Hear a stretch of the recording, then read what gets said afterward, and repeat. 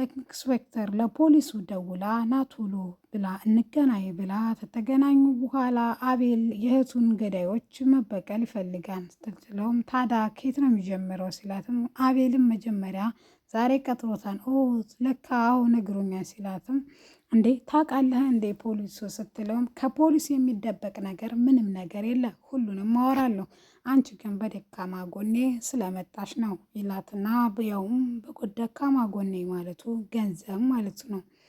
እሷም ታዲያ ምን እናድርግ ሲለውም የተሻለ ቅድ ያስፈልገናል ይሄ ቅድ ሊያስኬደን አይችልም ቶሎ ፖሊስ እጅ መያዛችን በቅርብ ሊሆን ይችላል ስለዚህ ለዛሬ ደዊና አቤልን ወይም እንዳይገናኙ ወይም ደውሎ ለሌላ ጊዜ እንዲቀጥረው አድርጊ ይላታል። እሷም በፍጥነት ስልኩን አንስታ ትደውልና ለአቤል የኑሃም ደም ወይም መበቀል ከፈለክ ከዛ ቦታ ዞር በል በፍጥነት ምክንያቱም አሁን እነሱ አንተ ሳይኮን ወጥመዳቸው ውስጥ የምታስገባቸው እነሱ ናቸው ወጥመድ ውስጥ የሚያስገቡ ፖሊስ ይዘው እየመጡ ነው ስትለውም እሱም ለምን እንዴት አወቁ ምናምን ሲላትም ሌላ ጊዜ እነግርሃለሁ አሁን ከዛ ቦታ ዞር ማለት አለበት ትለዋለች።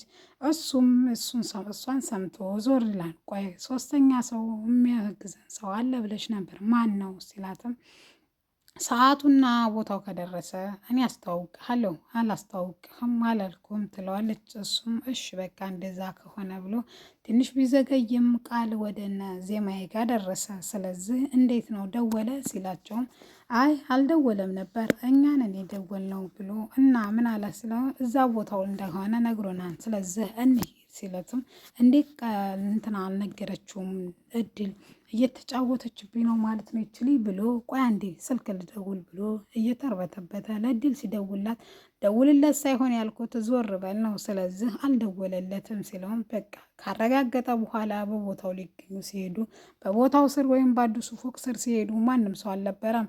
ለአቤል አውጥተህ ደውልለት ብሎ ሲደውልለት ናታን ደግሞ በቦታው ያልኖርኩት ነበርኩኝ ነገር ግን አንተ ስላረፈርክ በዛ ሰዓት እኔ ሄድኩኝ እኔ ደግሞ አርፋጆች ሰው ምንም አይመቹኝም አልወድም ይለዋል።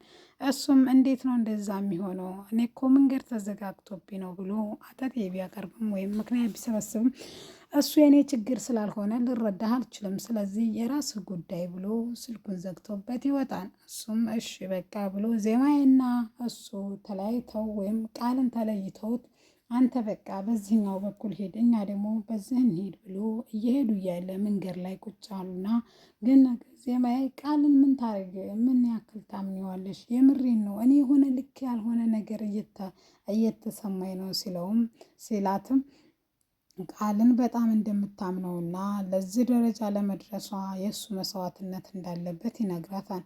ትነግረዋለች። እሱም እሺ በቃ ዜማዬ አንቺ ካመንሽበት እሺ ነገር ግን እኔ ውስጥ የሚለኝ የሆነ ነገር ነው እሱም ቃል የሆነ ነገር ማለት ጥርጣሬ ያለ ይመስለኛል ሲላትም ቃልንም ማለት ትጠራጠር አይገባም ቃል እንደዚህ አይነት ሰው አይደለም ትለዋለች። እሱም እሺ በቃ አንቺ ካልሽኝ ማን አንቺን አምናሻለሁ ሲላትም እሷም ዝፈንልኝ እስቲ አንድ ላይ እኮ ቁጭ ብለን ዘፍነህልኝ አታውቅም ውዴ ስትለው ለአንቺማ ያልሆነ ብሎ እንግዲህ ቆንጆ ሙዚቃ ገብጾታል ማለት ነው።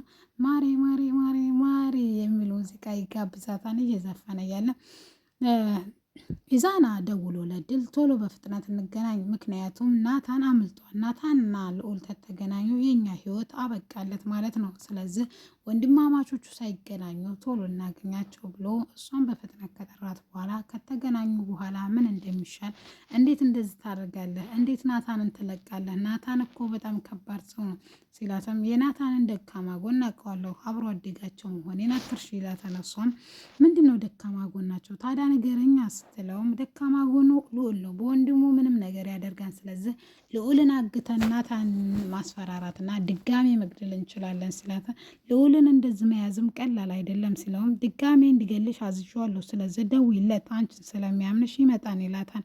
እሷን በታዘዘችው መሰረት ልዑል ትደውላለች። ልዑል ጋር ደውላ እንድንገናኝ ባለፈው እኮ ስላተመቼ ነው እንጂ በጣም ላገኘ ፈልጌያለሁ ትለዋለች። እሺ ብሎ ከተደወለለት በኋላ አንድ ሰው ግን መጨመር አለብን እሱም ኢንስፔክተር ቃለው ስትለውም ግን ለፖሊስ አሳልፎ ሊሰጠን ሊሆን ይችላል። ስለዛ ገንዘብ ስለሚወድ በገንዘብ ጨክኖ ስለማያውቅ እንደዚህ አያደርግም ይላታል ትለዋለች። እሺ ብላ በቃ ትደውልና ሁለቱም ከመጡ በኋላ ወይም ፖሊሱም ከመጣ በኋላ ምንድን ነው ስላትም ናታን ስላመለጠ ልዑልን አግተን ናታንን በሱ አማካኝነት እንዲነዚው ነው ይላታል።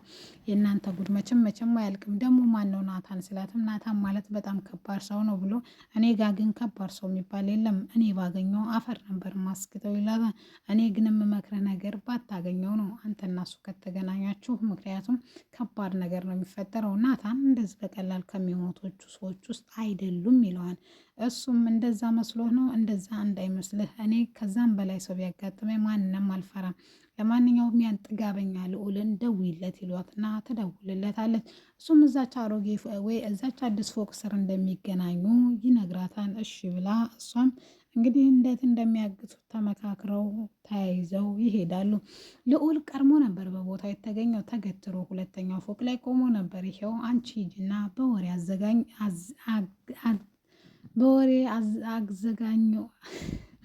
በወሬ ያዡ፣ ከዛ እኛ ደግሞ ቀስ ብለን እንይዘዋለን ይሏታል። እሺ ብላ እድልም ቀደም ብላ ወዳለበት ሄዳ ሰላምታ ካቀረበችለት በኋላ እና ሰላም ነህ ወይ እንዴት ነህ ብላ ሰላምታ እየተለዋወጡ ያለ እሱም እንዴት አድርጌ ልግደላት ኢዛና፣ እሷን ካልገደልኩ መቼም አይለቅልኝም። ወንድሜን እኔ ደግሞ ግዴታ ማስለቀቅ አለብኝ። ለወንድሜ እንኳን የአንድ ሰው እንኳን የሶስት ሰው ነፍስ የአስርም ሰው ቢሆን አጠፋለሁ። ለወንድሜ ስል ምንም ነገር አደርጋለሁ እያለ ነፍሱን እያስጨነቀ እንዴት አድርጌ ከዚህ ተፎቅ ለወርውራት ወይስ ልተኩስባት ልውጋት እያለ እየተጨነቀ እያለ እነሱም ከታይ ሾካክ እያሉ እየወጡ እያለ እንግዲህ ልክ ሊያፍኑት ወይም ማክስ ላይ ማደንዘዣ አድርገው በሶፍት አፉን ሊያፍነው ሲልቅ ፖሊሱ ቃል፣ እሱ ግን ቀድሞ ወንድሙ ከፊት ለፊቱ ይገተርለታል።